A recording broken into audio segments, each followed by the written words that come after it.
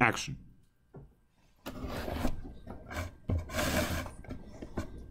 Hello and welcome back to Calculus 1, section 3.8, Implicit Differentiation.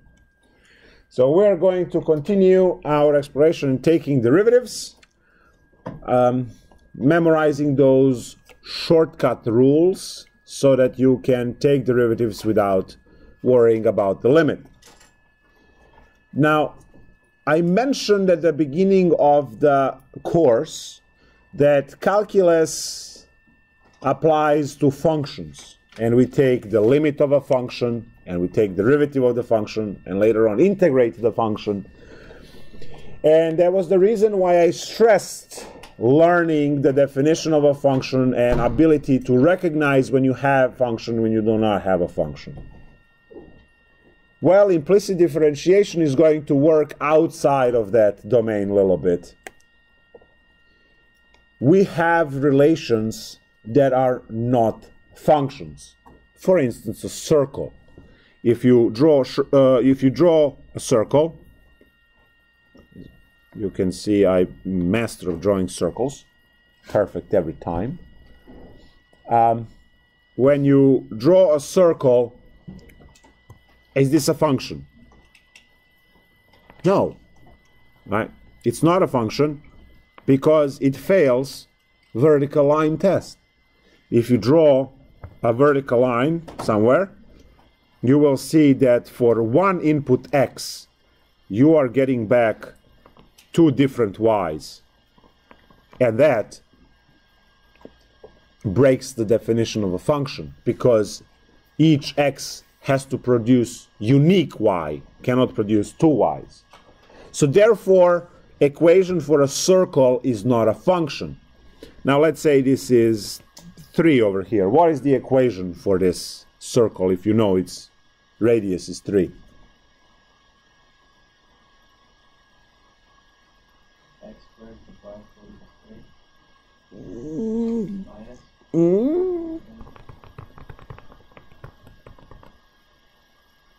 equals 0. 1. 9. 3 squared.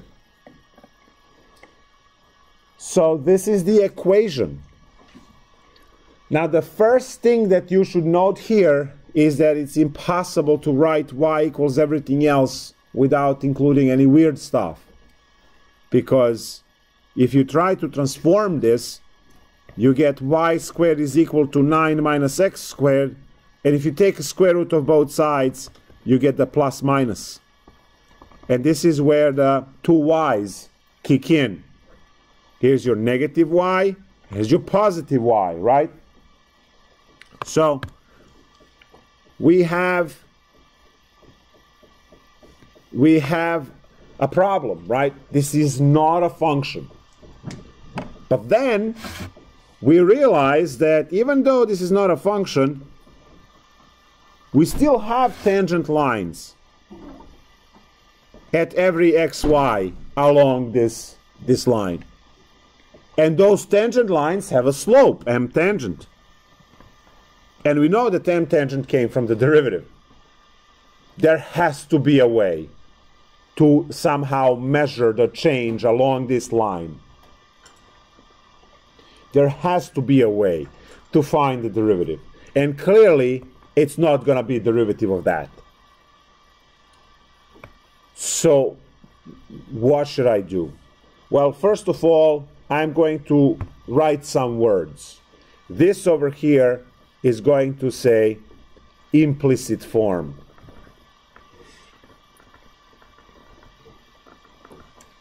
This means that x's and y's are all piled up on a pile, right? And the one on the bottom is the explicit form, where y equals everything else. Explicit form is not always possible. To some extent, we are lucky, actually, that we have this type of explicit form for this particular problem. But what you're going to do when this y is buried within the tangent and then you have another y squared dangling around in the expression somewhere else. You cannot always write the explicit form. Now, even if you are to take derivative here somehow, right, with a plus and minus around, you could still do it. But as I said, if your relation looks like tangent of xy minus 3y squared is equal to 9x squared plus 4, whatever. Yeah, good luck fishing out y on that one. Because one y is buried within tangent, the other y is buried under the square, and there is no way to factor a single y out, because in order for me to free the y from the tangent, I have to apply inverse tangent on both sides, and that inverse tangent is going to bury this one. So when I take out a y from the tangent over there, this other y is going to get buried under the inverse tangent. There is no way for us to write this in an explicit form. Implicit form is all we have. So this would be implicit form. No explicit form. And that's an issue. So I need a method to take the derivative of this, because this is still a curve that we can plot using software. And as soon as you get a curve, whatever it is, I don't care what a curve is, it's still going to have tangent lines at every point that you can possibly imagine. And those tangent lines will have a slope, and the slope of that tangent line will be from the derivative of this mess. How do we take these derivatives? Well, the key is to understand that, first of all, y is a function of x. So in a point, I have x, f of x, because that's that y. And if I am to take the derivative of the whole thing, what I have is that the derivative of y is the derivative of y is 1 times the chain rule, which is y prime, the derivative. So when I'm taking the derivative here, I am getting the y prime. So let me, so I get dy dx is equal to, we can call it f prime of x on the other side. Now we'll come back to this formula eventually, but what's important for us to understand is, actually let me do one more thing. So say you have the derivative of y squared, where y is equal to, let's say, sine x. So you can plug it in and you will get d dx of sine x squared, and you know that that's 2 sine x, and then cosine x because of the chain rule. So how about if we don't know what y is? So what would be the derivative of y squared? Well, the derivative would be 2y, which is technically this, and then times y prime, which is the chain part. So I don't have to know what y is. Every time I take the derivative of x, the derivative of y in respect to x, I can just put the chain of y prime, or dy dx, whatever you want to call it, and be done with it, without knowing what y is. I don't care what y is. Mathematically, I can just take the derivative without even knowing what y is. So here is another example. Let's say you are taking the derivative of cosine y. can I do that? Well, first thing that you have to pay attention to is the variable mismatch. You are taking the derivative of y in respect to x. Well, you will do the same thing that you are used to so far. Derivative of cosine is negative sine, and you will keep the variable. But then you have to follow with a chain. You can also put y prime, but dy dx is better. So this is the derivative. The derivative is just ignore that it's y, do the derivative in a regular way, and then because the variables don't match, you have to follow with a chain.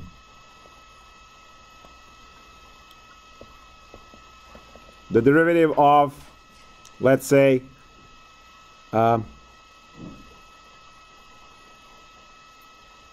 y squared plus 3x.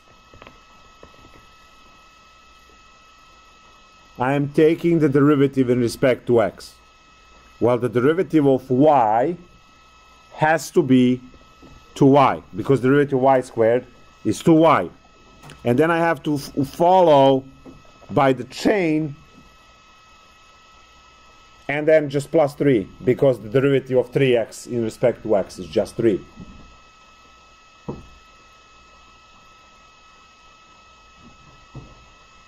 So I hope you see the chain rule, which kicks in every time when the derivative you're taking, when the derivative of the variable you're taking derivative of does not match the variable that you're taking derivative in respect to. So for this pair here,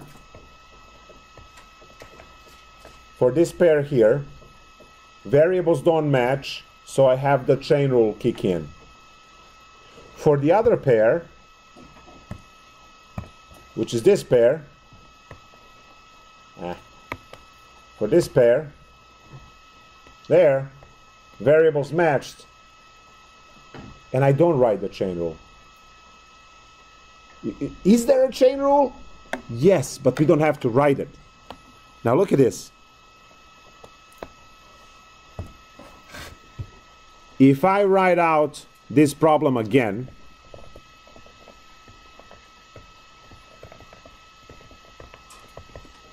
this is actually, we know by the rule of derivatives, the derivative in respect to x of y squared plus the derivative in respect to x of 3x.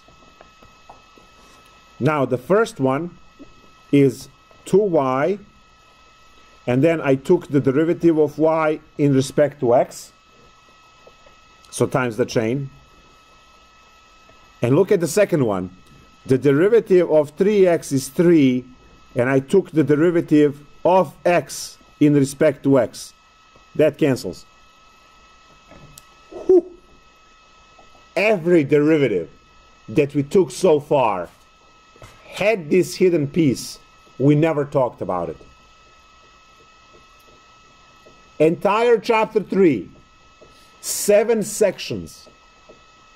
You went without knowing that this even exists at the end. I never wrote it down, because it's clearly 1. dx divided by itself is 1. So why write it?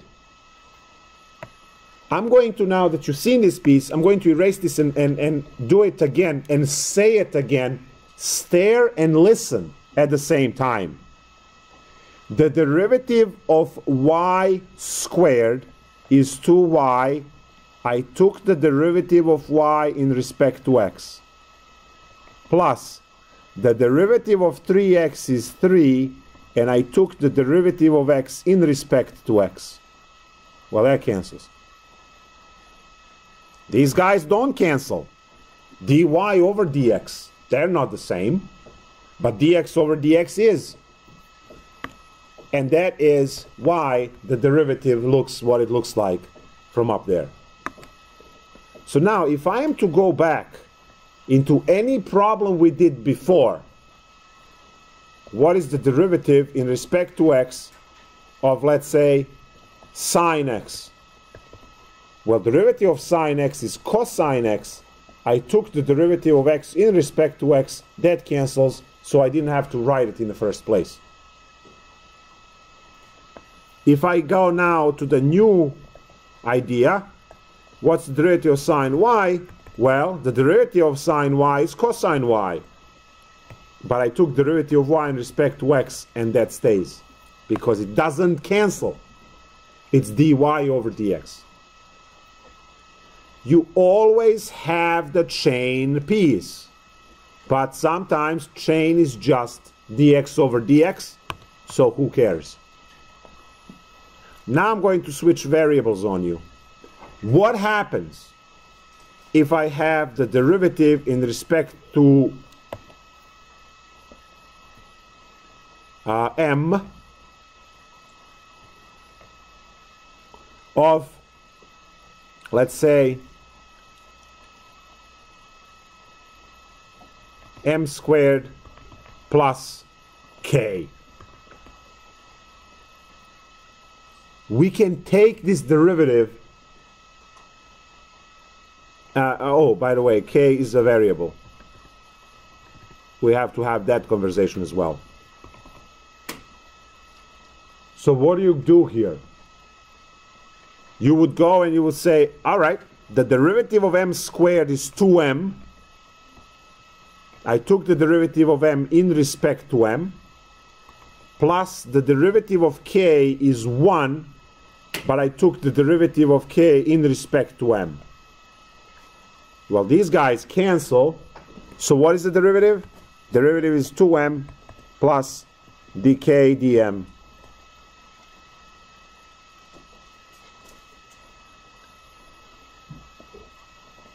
When the variables match, you do not have to write the chain piece because they will always cancel. And this is what we had in every problem so far. But when the variables do not match, the chain piece arises and stays there. And that is the essence of this lecture now. So now, what is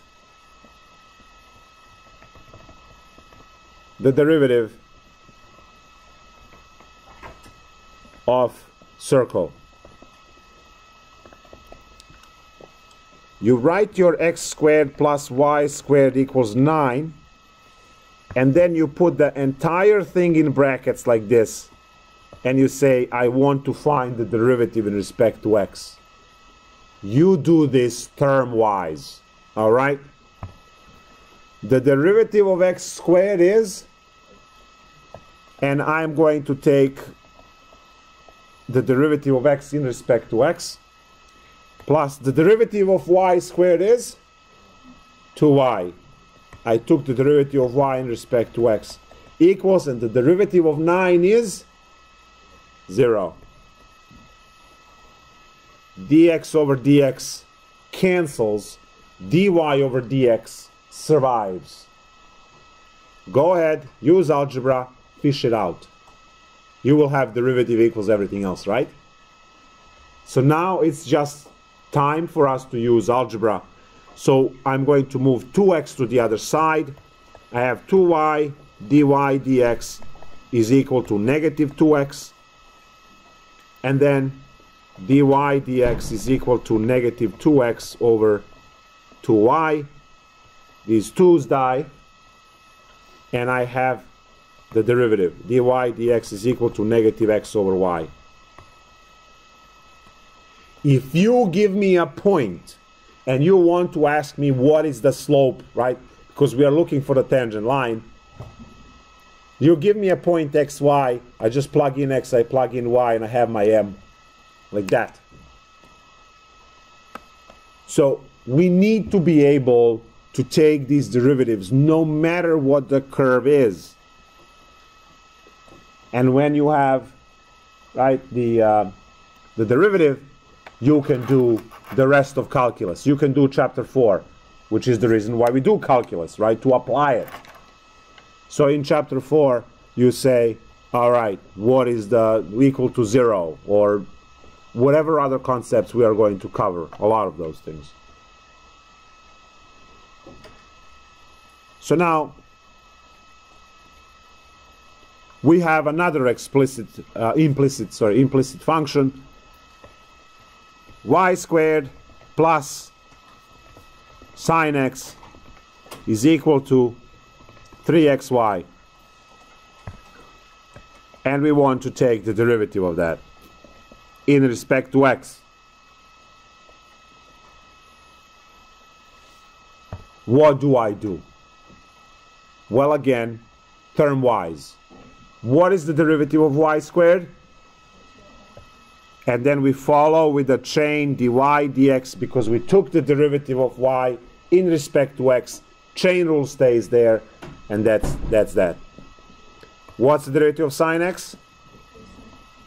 Cosine x. We have dx dx as a chain.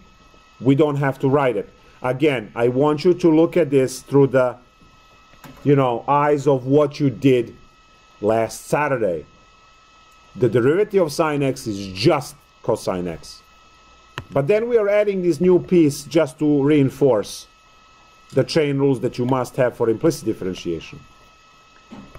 What happens to the other side? What happens on the other side?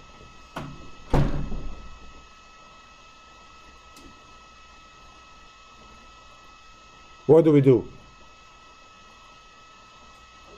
Seems like I have to zoom in. What happened?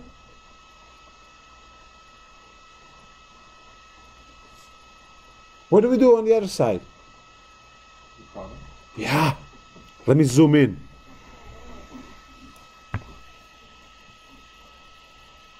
Do we see a product between functions 3x and the unknown function y? I can't zoom in more. That's it. There is a product rule there. There is a function 3x times a function y. The tablet is, please stop, please. Okay, fine. We do product rule. Copy the first times the derivative of the second. That's the derivative of y. What's the derivative of y? It's 1. And then I took the derivative of y in respect to x. So that stays. dy dx is a chain. Okay, plus copy the second, which is y. What's the derivative of 3x? 3. And then I took the derivative of x in respect to x, but that cancels.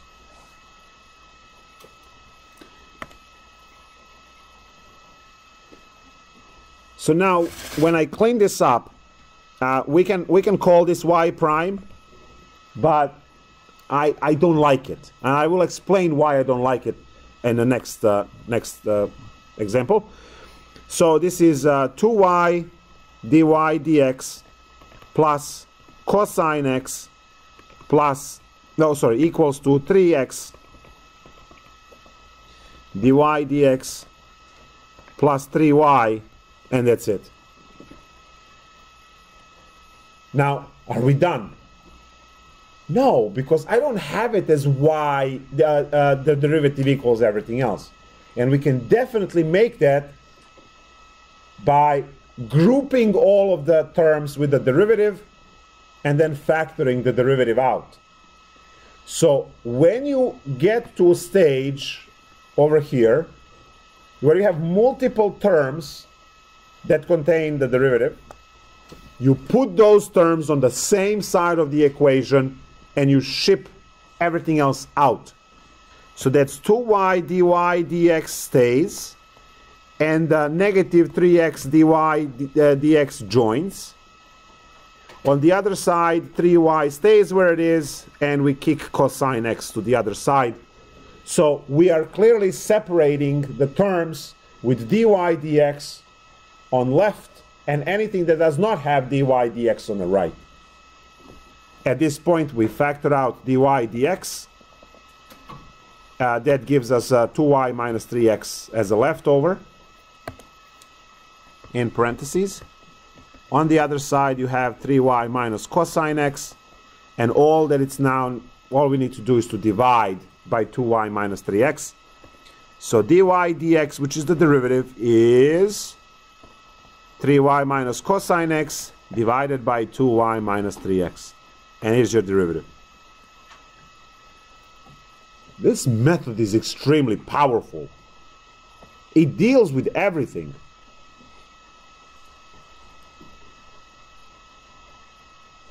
It can be used on every function we did take derivative of before, and it's the only method that we can use to take care of the implicit cases.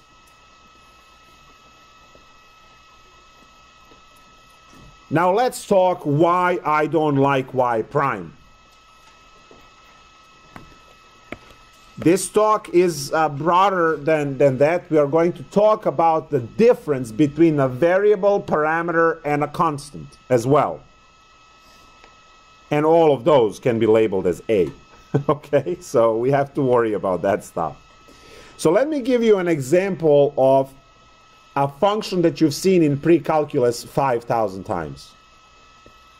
Y equals ax squared plus bx plus c. And now, welcome to calculus. If you want to take the derivative of this, and you label your derivative of y prime, well, there are options now. The derivative could be 2ax plus b. The derivative could be x squared. The derivative could be x. Or the derivative could be 1.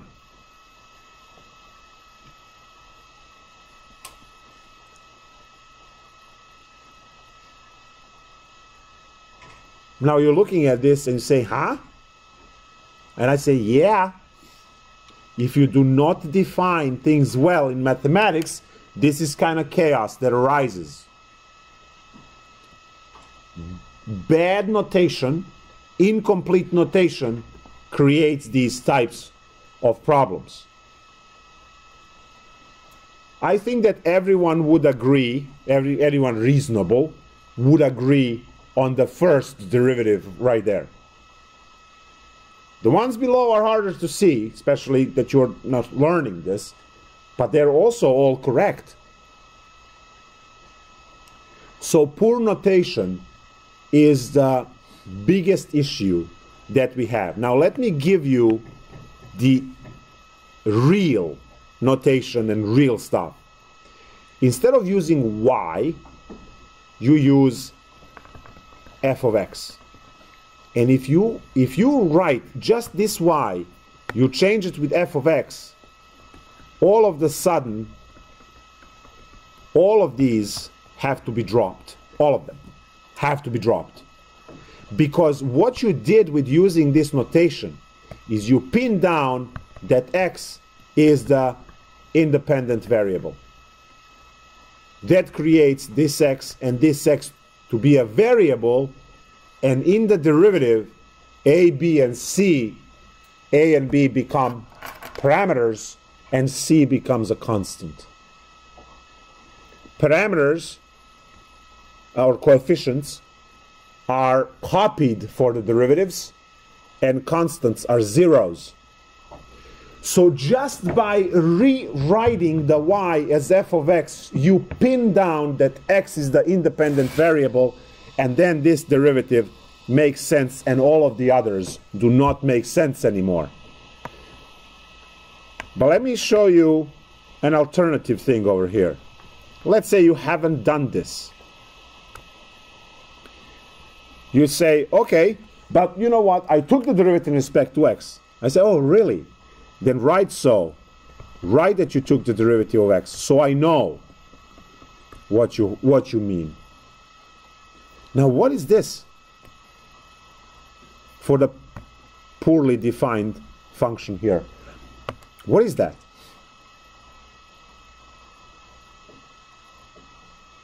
Can anyone see?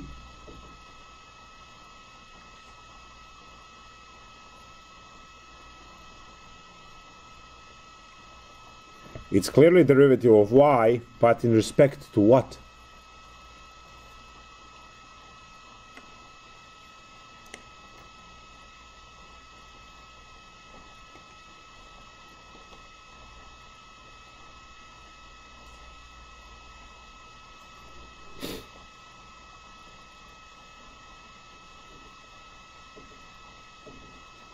Anyone?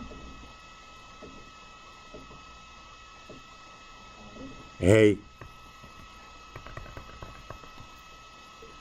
If A is the variable, what's the derivative of A? 1. And x squared is the coefficient that you have to copy. So technically you get x squared times 1. Well, that's just x squared. There are no a's here, so that's all constant and it just goes away. And there are no a's here either. So they all go away. You see, poor notation creates these types of issues. Clearly this one over here is the dy db, and this one over here is dy dc. And all others die because your main variable is not present. There's no c in first two terms. See, this is an issue that notation can bring. Now you will say, well, you know, we know that x is a variable. Yeah, x is a variable when you go to school. And x stops being a variable very quickly. X stops being a variable while you're still in school if you take high enough courses in engineering and so on. You're not going to see x. It's going to be t for time and all other variables that you have to worry about. You take a look at any of those equations for mechanical engineering or electrical engineering, you're not going to find x anywhere. They don't exist. We use x in mathematics as the abstraction. But I also can go and say, there's my acceleration. There's my growth rate of bananas. I don't care, right? Whatever. You come up with this. So, it's important to understand that you will be taking the derivative in respect to many other things. Primarily time, right? But then we'll see also spatial derivatives and things like that in class, right, when we do chapter 4. So this is now an issue, clearly, that any letter that you write down can be a variable, or a parameter, or a constant. And you deal with them in the derivatives differently. Derivatives of constants are zeros. So, nothing there. Derivative of parameters, well, then you just copy them because the rest of the stuff will follow. Derivative of variables, we have the rules for that, right? And we deal with those. So this is something to outline the poor notation. Now, I am going to write this problem in the through the method that we adopted earlier.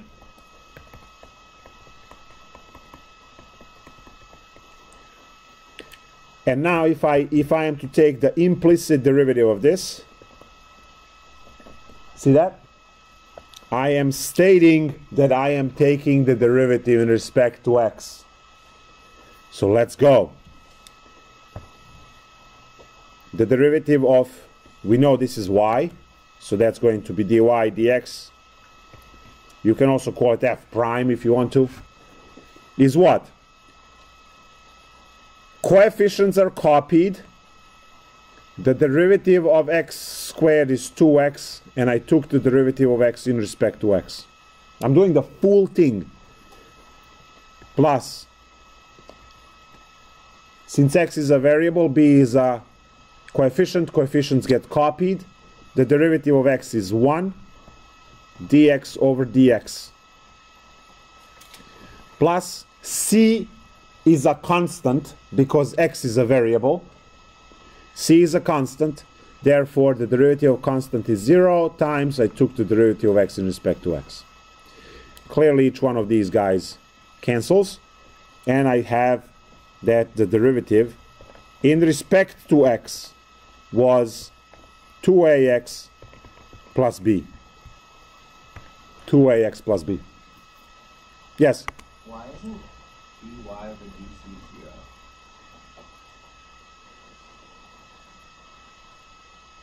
We'll get there.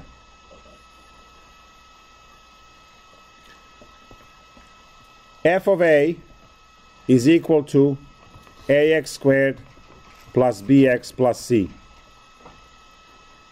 And I am taking the derivative, it has to do the red again. I'm taking the derivative in respect to a. Let's go. I have my dy dA, the derivative of a. So a is a variable that makes x squared a parameter. You copy the constant, which is x squared. I know it's mind-bending, but fix your mind. A is a variable in this case because function said so. I don't care which letters you want to make variables. Function is defining a variable, deal with that. So a is a variable, x is a parameter. We are copying the parameter. The derivative of a is 1 times, I took the derivative of a in respect, in respect to a. Good. Plus, no a's over here. Because there are no a's, there is no variable. Whatever is left is constant. I don't care what type of letters you have there. They are constants because the variable is not present. Therefore, 0 times dA over dA. And then plus another 0 dA over dA. All of these guys clearly cancel. And you have your dy dA to be just x squared. It's x squared times 1, right? And that's the second one that I have this. Now you're asking for the third one, so I'm going to skip one, because now we are defining f of c as ax squared plus bx plus c. What do I have here? I'm taking the derivative in respect to c.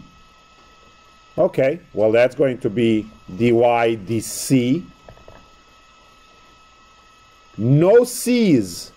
So entire term ax squared has no variable. It's a constant, therefore 0. I took the derivative of c in respect to c, but there was no c's. Plus the next term has no c's. So again 0 times dc over dc.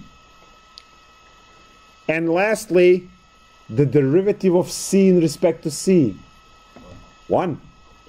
C is your variable now. So the derivative of that is 1.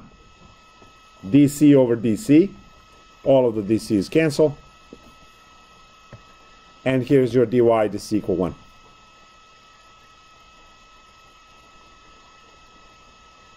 That's life now.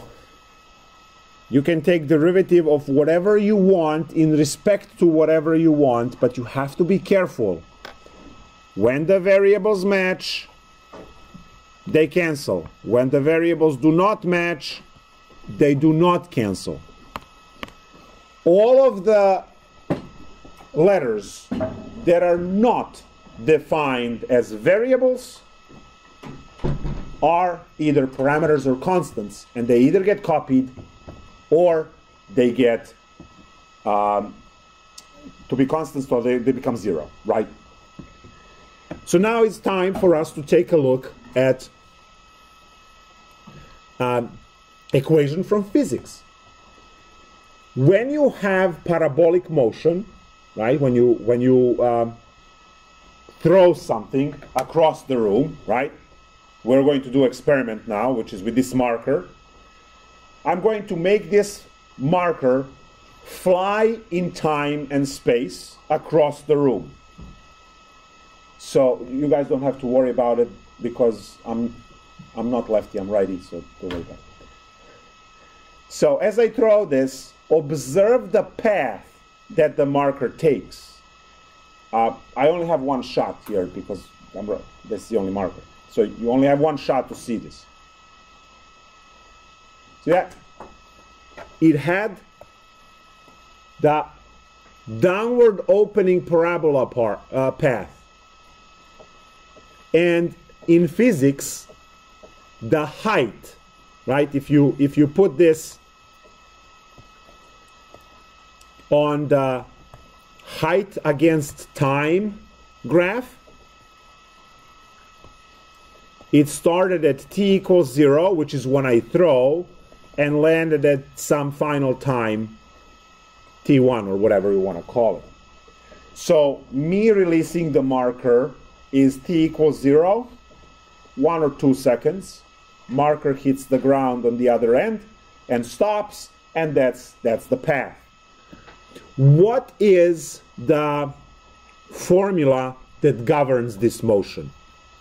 The formula is the height, and as the function of time, is negative 1/2 gt squared plus v0t plus y0. This is your standard physics formula, which we are going to learn how to derive, actually, in Calc 2. There is one section of differential equations, so we can learn.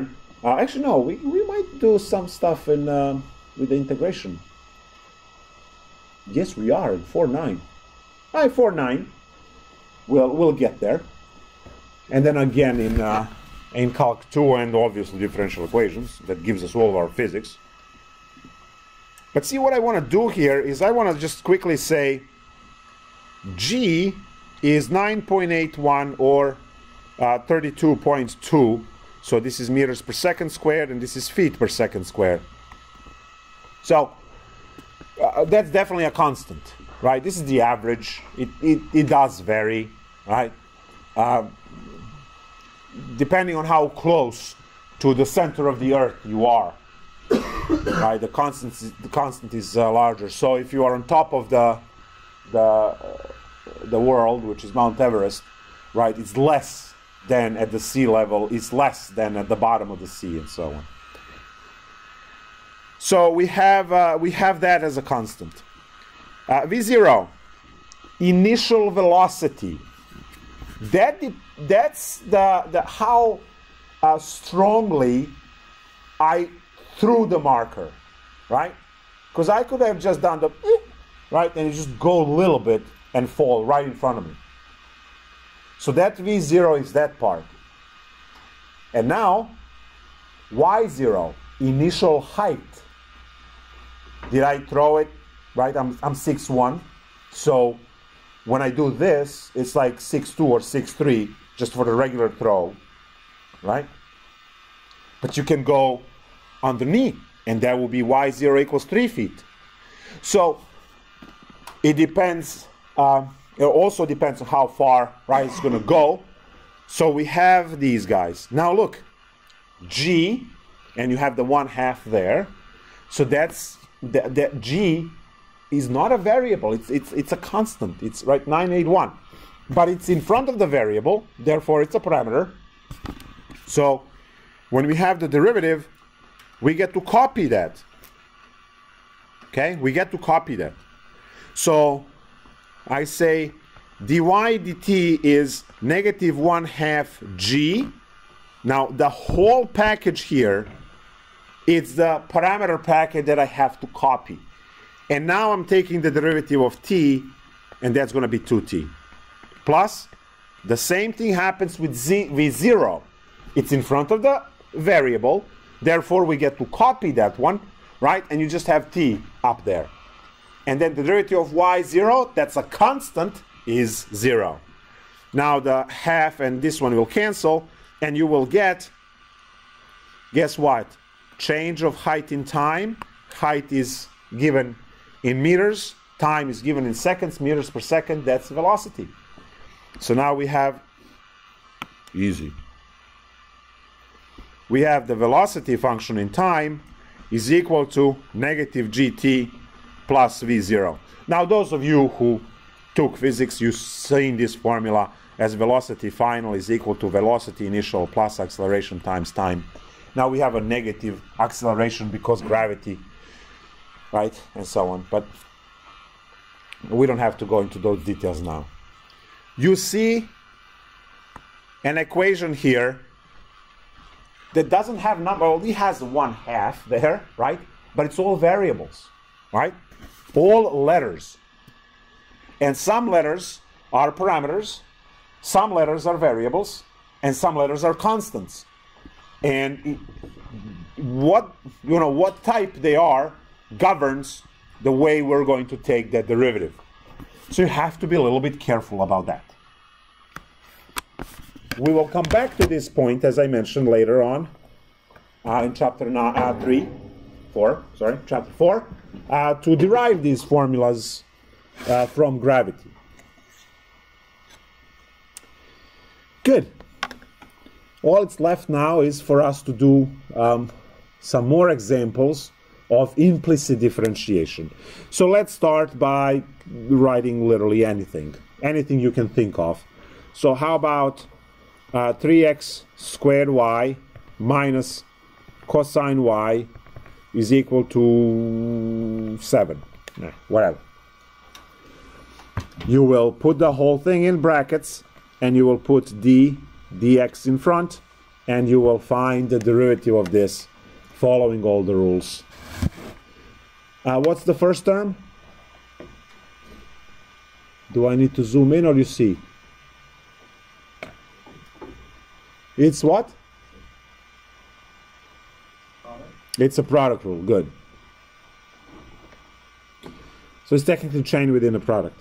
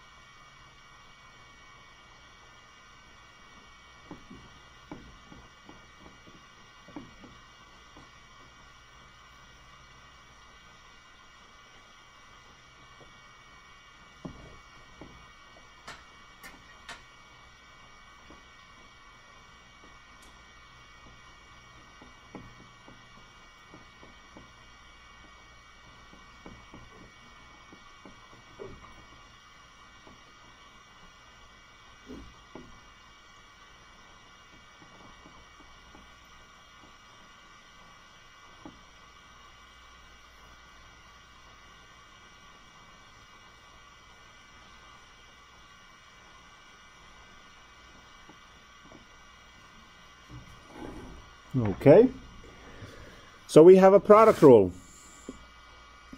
Copy the first, that's 3x squared. The derivative of y is 1. And then I took the derivative of y in respect to x. Plus, copy the second one, which is y.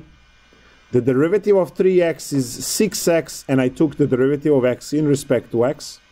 You can stop writing this. So that's the product rule. Minus cosine y. The derivative of cosine y is negative sine y, and I took the derivative of y in respect to x. Equal to 0. Derivative of 7 is 0. So now I am going to keep the terms with dy dx on the left and ship everything else to the right.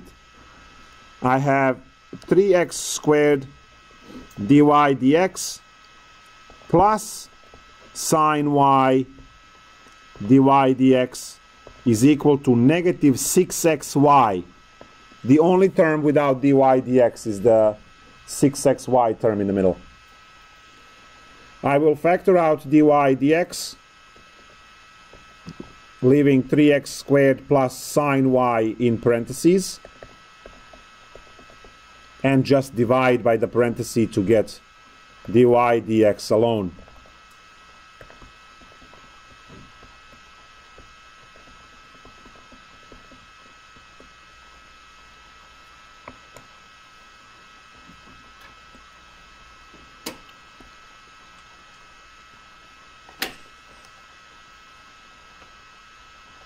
Cool, right? We can take derivatives of anything with this method. Now I want you to go back in your life as far as you have to think of situation when you were the most annoyed ever. Let's try to beat that.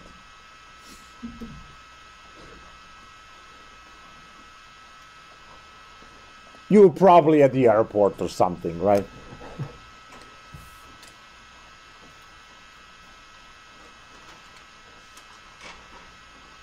So, what am I going to do? Well, I'm going to say, yeah, quotient rule, chain rule, product rule, right? We've seen the product rule already. All of those get to be in the implicit differentiation. But none of that comes close as where the second derivative is of the implicit. Because guess what? You see your first derivative? Yeah, now we take the second derivative there.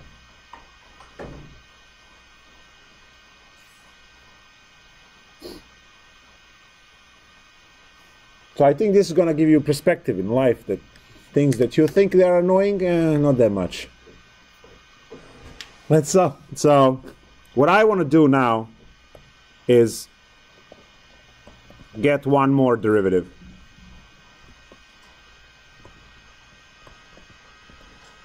And the issue with that is clearly going to be nested derivatives and everything else. So I'm going to copy this expression and then put another set of red brackets around with another derivative to take it. So copy this.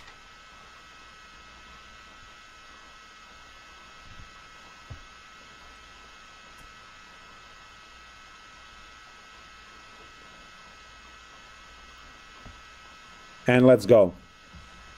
A set of red parentheses around as we are looking for the second derivative now, which will be the derivative of the first derivative. Now, on the left-hand side, applying the derivative to the derivative, that makes d squared y over dx squared, right? Because dx times dx is dx squared, and d times d is d squared. Now, on the other side, yeah, that's where the fun is. We have the derivatives. It's a wonderful quotient rule with all of the chain rules and product rules embedded. So hopefully your notebook is sideways. I can generate infinite paper to the right. I'm not going to do that, but I can.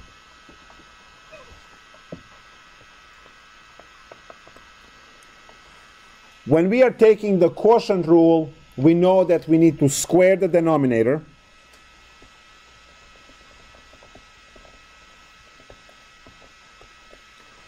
And then we copy that denominator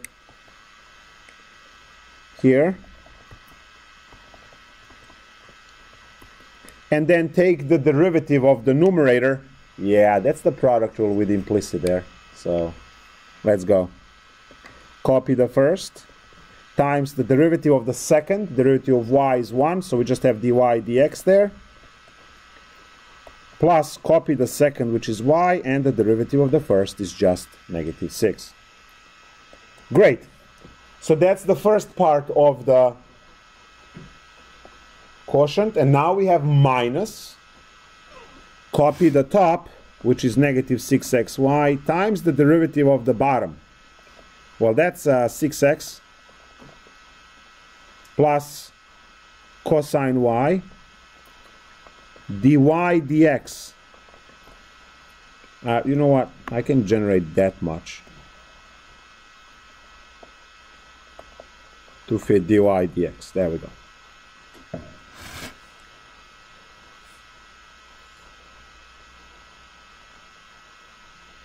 What do you see? You see this little puppy over here and this one over here? You know what you get to plug in for those? These.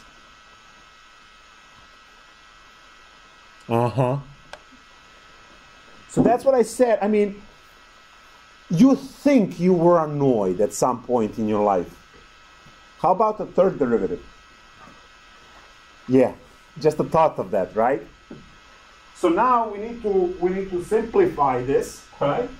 But we also have to replace this in, which creates what?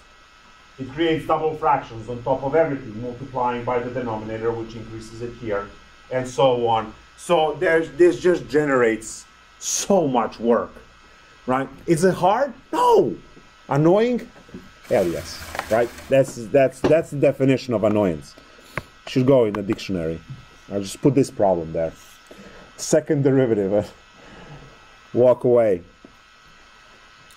So, you know, without wasting life to do all of this stuff, the next step is to plug this here and plug it there, and then algebra for next 3 years to get this thing working. So that's the second derivative of implicit differentiation. And how many are there? As many as you need. Generally, you take 3 derivatives of a particular function or so on. Now, oh, this expired.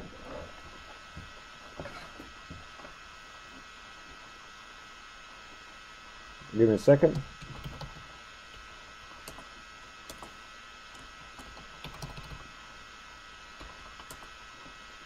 There we go.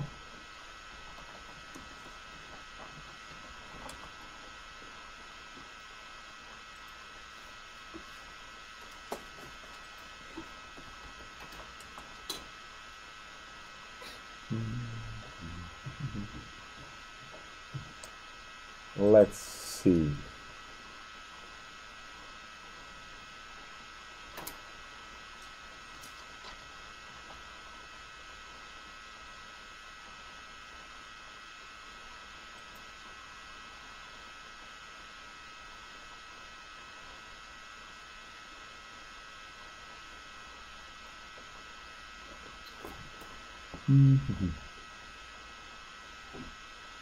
Trying to see, I guess this one could be good.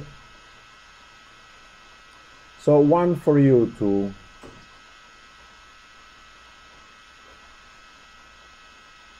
take the derivative of. This is nice enough. The second to last problem. Find the derivative of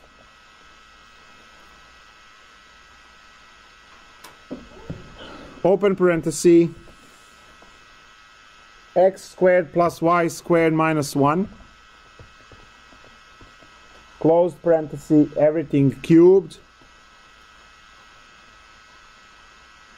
minus x squared y cubed equals 0.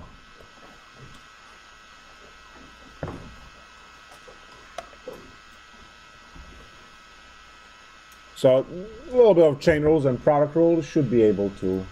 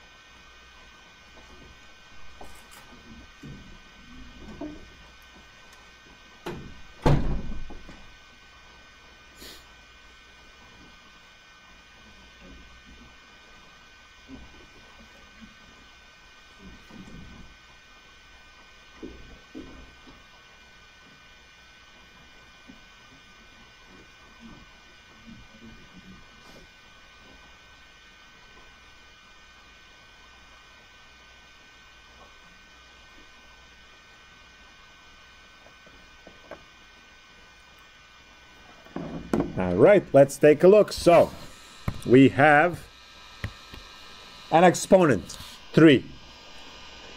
So all of this behaves as x cubed. So we start with the chain rule there. 3 times x squared plus y squared minus 1 squared. Times, in the chain rule, the derivative of the inside, well, that's 2x plus 2y dy dx. Every time you take the derivative of y in respect to x, you have to follow with the chain. Derivative of -1 is 0. So that's that part. And then we have minus, and that's the product rule now. So copy the first, derivative of the second, dy dx, plus copy the second, times the derivative of the first. Everything equal to 0.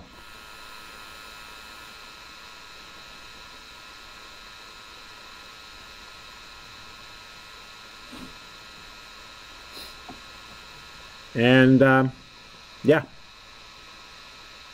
So now algebra. To get this is a lot of stuff that has to happen, because there is a times over here, because we have to fish this one out. The problem is that we have another one, and this is a square here, which will square the first half. So what do we have? As you FOIL this, it's each one by each one, that's going to be 9 of them, times these two terms, that's 18 of them. And then these two is going to have a 20 terms here. Yes, one more time. This is 3 times 3. 3 times 3 is 9, so 9 terms. And then double those 9 terms because you are multiplying by 2, so 9 times 2 is 18, plus these 2 terms is 18 terms to expand this. And then so that you can collect 10 of these. 10 of those will have dy dx. You see that? Now, what is the goal? The goal for these problems is to, let's say, find a slope of tangent line. And let's say that this is the question, to find a slope of tangent line at 1, 0. Slope of tangent line at 1, 0. Before you pull your hair out, realize that you can plug everything in right away without solving it. Derivative equals everything else. You can plug in 1 for x, 0 for y, and m for each dy dx now, and you will see that there will be no crazy algebra to work with. Let's try it. It's 3, x squared is 1, plus y squared is 0, minus 1, and everything squared, times, the next one is 2x, which is 2, plus 0 times m, that's our slope, minus x is 1, y is 0 times m, plus 0 cubed times 2 equals 0. And we get 0 here. We get 0 equals 0.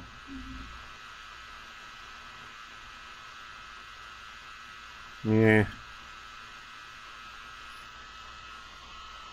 All right, let's find a different point. This point was not cool. Let's try 1, 1. So that's gonna give us 1 over here, and it's going to give us 2 over here. and it's going to give us 1, 3 over here. It's going to give us 3 cubed. No, 1 cubed. Times 2. Okay. Alright, so we're looking for the slope of the tangent line at 1, 1. All you need is to compute this. This is now simple. The whole parenthesis over here, which used to have 9 terms when you expand, now is just 1 squared is 1. So nothing special. 3 times 1 times 2 plus 2m minus 3m plus 2 equals 0. We can solve this. That's 6 plus 6m minus 3m minus 2 equals 0. That's 3m plus 4 equals 0. M is equal to negative 4/3. Yay! We did not have to go through the horror of, figuring out 20 algebraic terms, right?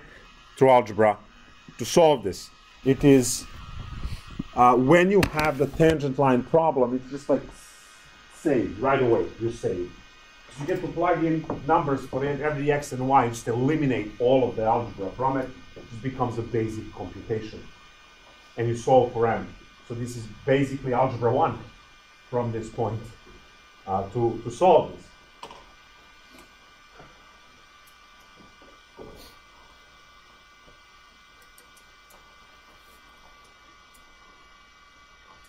There's your function.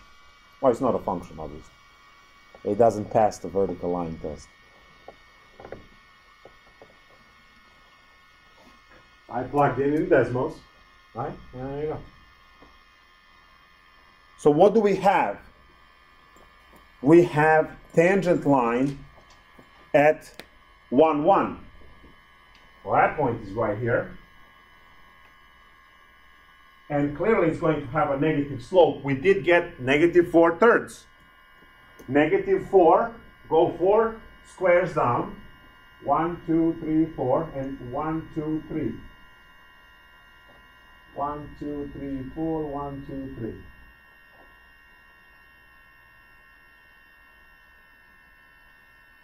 There's your tangent line. It's negative 4/3. You can see it from the graph. So you can do these things, right? I typed in the heart function. Is that one? I'm not sure how that came up with the heart, but so you can do all different cool things with this. And I'm not sure if any of these show the functions that are involved, but definitely, no. I put heart function is what I got. And you put math, and then you get all of the other cool things. You can see all of the other functions that you will be learning. So I was picking, the one that you can do, but clearly this one is the nicest one, but it's parametric set that you learn at the end of Calculus 2. So next semester you will be able to understand these perfectly, the set of 2 functions that will give the nicest one of all the graphs. You can put some arguments to this one, but that's definitely the best. Good. So that's our implicit differentiation.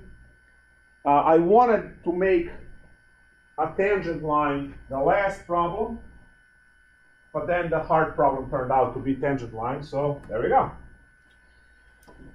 We're done with this. Take the break. After the break, we go and do more. So this